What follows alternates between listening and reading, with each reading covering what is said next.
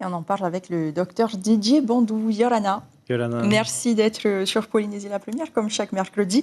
Alors, un internaute s'interroge. Pourquoi considérer uniquement les personnes vaccinées et non les personnes qui ont eu le Covid dans les chiffres de l'immunité collective?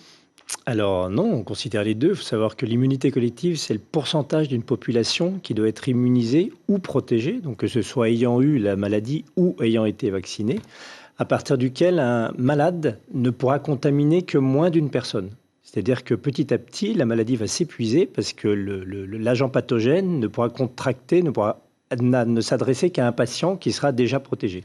Mais cette immunité collective, on englobe et les vaccinés et ceux qui ont eu le Covid. Mais dans cette population, il y a aussi les deux, ceux qui ont eu le Covid et qui ont été vaccinés. Donc c'est très très difficile à faire la part des choses. Ceci étant, c'est estimé, en sachant qu'il y a de toute façon pour le moment une part de la population qui n'est non éligible au vaccin. Donc c'est un certain pourcentage de jeunes de moins de 12 ans qui doit rentrer en ligne de compte, qui pour eux aussi, certains ont eu le Covid et n'ont pas été forcément diagnostiqués. Donc tout ça, il y a beaucoup d'inconnus. C'est pour ça que le chiffre qui a été sorti, qui présume l'immunité collective autour de 160, 170 000, de quelque chose de vrai au niveau vaccin, ça englobera en plus, on va rajouter ceux qui ont eu le Covid en plus. Ça a l'air de prendre du temps. Mais il y a toujours un inconnu, c'est combien de temps l'immunité est présente dans le corps. On n'en sait absolument rien. On l'estime autour de 6 à 8 mois. C'est une estimation. C'est pour ça qu'il y a des rappels à faire. C'est pour ça que quelqu'un qui a eu le Covid n'est absolument pas protégé d'un deuxième Covid potentiel. Pourquoi la vaccination est-elle obligatoire pour certaines professions alors que le nombre de cas et le nombre de malades hospitalisés en réanimation est en baisse? Il est en baisse, mais c'est encore très tendu, on le voit bien. Et le but, c'est justement de se protéger pour le futur aussi. Là, c'est vrai qu'actuellement, on est dans le creux de la vague. On commence d'atteindre ce creux de la vague qui n'a pas été acquis par hasard. Il a été acquis grâce à la vaccination essentiellement et à l'isolement des gens et la mise en confinement. Mais la vaccination fait partie des moyens utilisés et des moyens utiles pour arriver à cette situation actuelle. Donc, il ne faut surtout pas relâcher. Vague, peut-être. Et puis se prévenir d'une éventuelle future vague, bien évidemment. Pourquoi y a-t-il des désaccords entre médecins sur les traitements à adopter? Je pense que cet internaute fait allusion à l'utilisation de la chloroquine. La médecine, c'est à la fois la prise en charge individuelle des gens, c'est le social, mais c'est aussi du scientifique. Ce n'est pas de la croyance. Donc nous, jusqu'à preuve du contraire, on pratique et on utilise, on prescrit des médicaments qui, on dirait, ont fait leurs preuves et pour lesquels il y a un consensus. Dans la mesure où il n'y a pas de consensus international autour de l'ivermectine, mais comme d'autres médicaments aussi, il n'y a pas d'indication de le prescrire ou alors de prévenir la personne que cette molécule n'a aucune preuve d'efficacité. Pourquoi pas, comme l'homéopathie?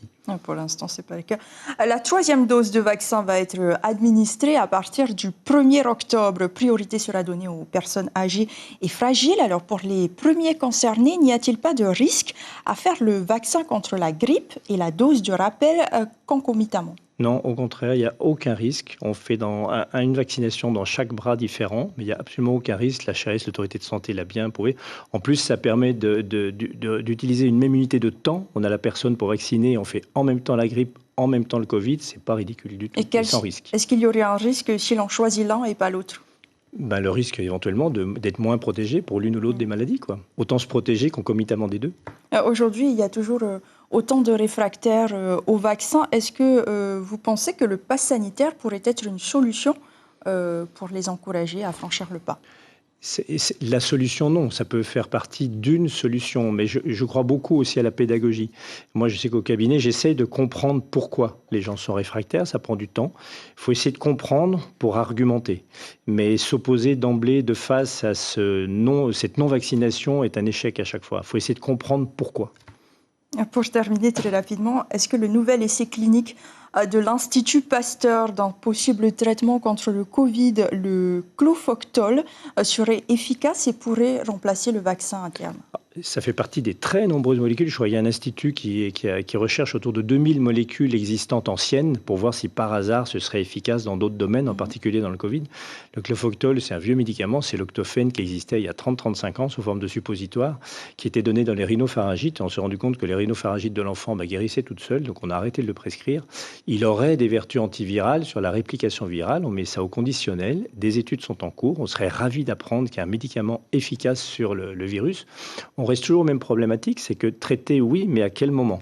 Si on traite au moment des symptômes, ça veut dire qu'on est déjà contaminant et contagieux depuis au moins 4 ou 5 jours, sans symptômes. On ne va pas donner un traitement s'il n'y a pas de symptômes.